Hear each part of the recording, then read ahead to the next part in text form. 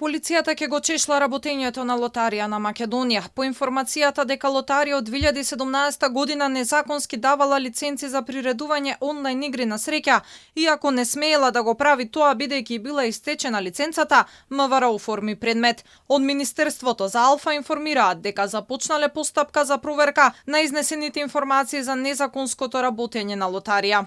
Во врска со случајот со Државна лотарија, ви информираме дека по добиено известување од Министерството за финансии, Оделот за сузбивање на организиран и сериозен криминал, во координација со Оделот за криминалистичка полиција, оформене предмети започната е постапка за проверка на информациите за незаконското издавање на лиценци за приредување игри на среќа од страна на Лотарија на Македонија.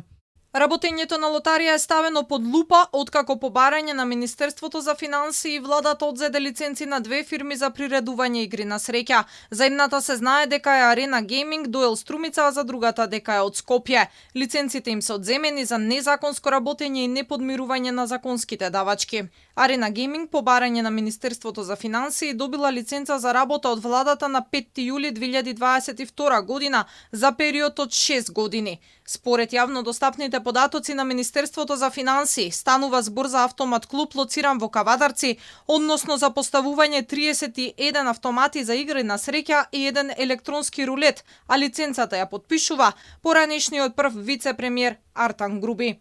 Кои точно давачки не биле плаќани и за колку е оштетена државната каса, допрва ќе треба истражните органи да проверуваат. Според објавената лиценца, друштвото е должно да плаќа посебна давачка во висина од 20% на разликата меѓу вкупните уплати и исплати, како и посебна давачка од 1,5% пресметано на разликата меѓу вкупните уплати и исплати на Агенцијата за млади и спорт и 1,5% од разликата за финансирање на здравствена заштита. Инаку, автентичното толкување на законот за игри на среќа го побараа пратениците од двете владеачки партии, ВМРО ДПМН и Вреди, кои предлагаат целосно нов и поригорозен закон од измените кои беа донесени неодамна.